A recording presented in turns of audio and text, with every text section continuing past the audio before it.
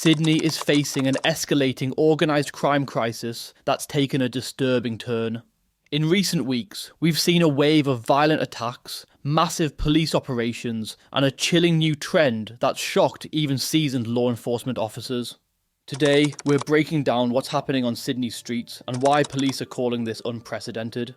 In recent weeks, over 150 police officers executed a major crackdown as part of Taskforce Falcon, targeting an organised crime network linked to what authorities call the Afghani Crew. The scale of this operation was massive. Police executed 10 search warrants and 11 firearm prohibition orders across Sydney, seizing a Rolls-Royce Ghost worth $600,000, a Lamborghini Huracan also valued at $600,000, a 2024 BMW XM worth $300,000, $21,000 in cash, high-end watches and designer goods, and prohibited weapons and drugs.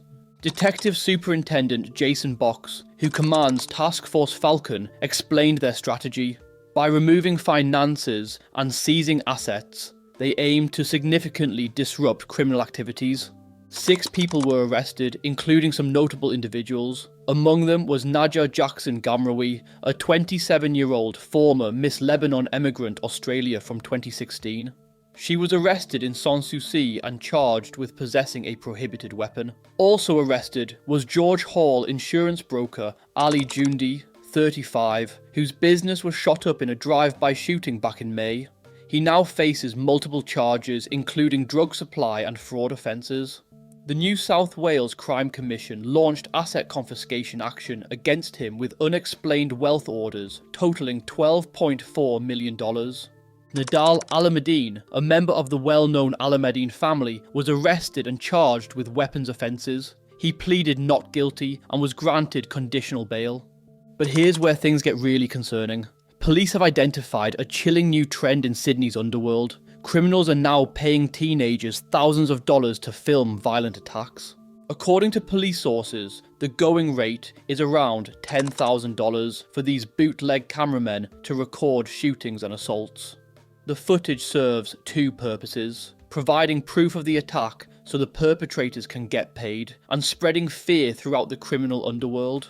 A police source told media, "What's concerning is that it's no longer enough to do a violent crime. Now we have additional people, often juveniles, there to film it."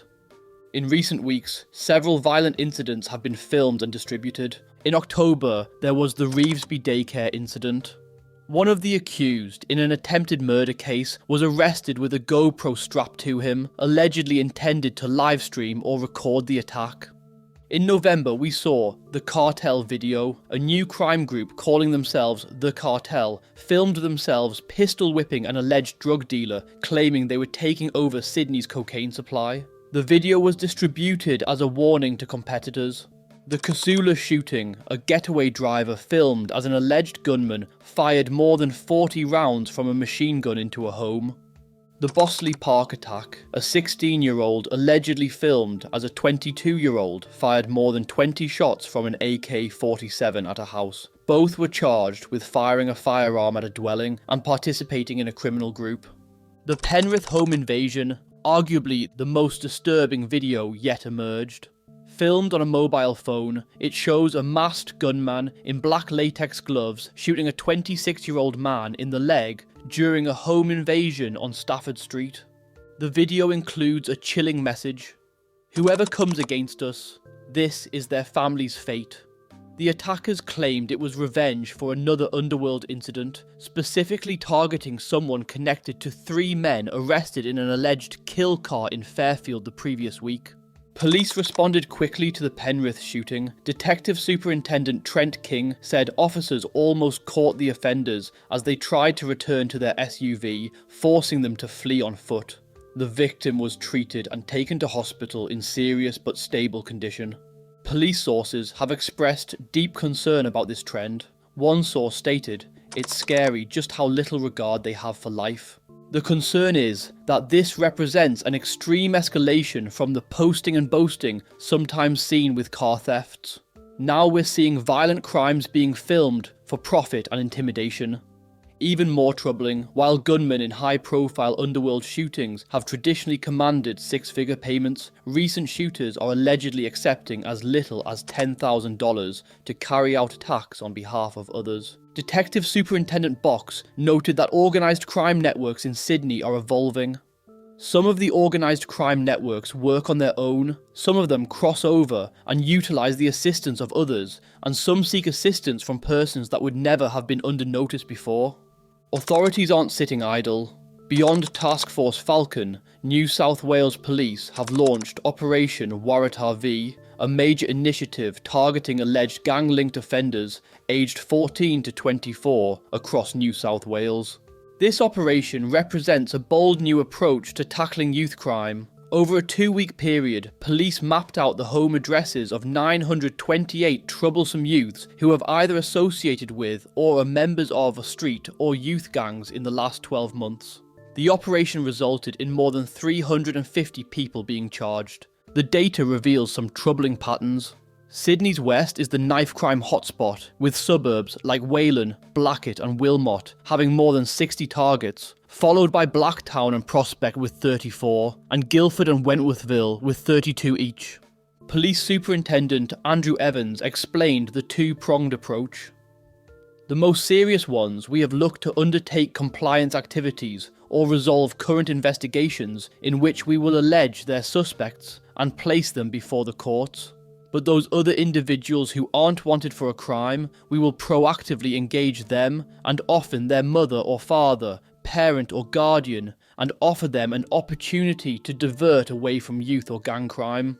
That diversion comes through the Rise Up programme, which provides young people with education, fitness programmes and job training opportunities they might not otherwise have. But the situation has evolved significantly from 2020, when youth knife violence was dubbed the post-Code Wars due to suburban rivalry. Superintendent Evans noted, "It has transitioned from the point where it was somewhat believable that youths were carrying knives for protection. These groups have now been around for a number of years, and some conflicts are now historic conflicts, where they are carrying knives simply to kill or seriously injure rival youth gangs. Even more concerning is the pipeline from street gangs to serious organised crime. Police warn that youths who start in street gangs have the potential to later become involved in drive-by shootings and staging kill cars. The operation has had significant results, with officers seizing 34 knives, detecting 161 drugs, and laying more than 530 charges during the raids. The State Crime Command is now investigating the most serious incidents, and police say investigations into the frauds, assets, and other persons connected to these crimes are ongoing. Sydney is experiencing a dangerous evolution in organised crime. The combination of established criminal networks, massive financial operations involving millions in unexplained wealth, and now the recruitment of teenagers to film violent attacks for profit represents a troubling escalation. As Detective Superintendent Box said, there are still other persons connected to these crimes that police are investigating, along with any crossover between organised crime groups. Let me know your thoughts about this situation down below in the comments. And as always, thank you so much for watching. If you want more stories from the Australian underworld, please consider subscribing and liking this video. It really helps me out and helps the channel grow. Till next time, take care.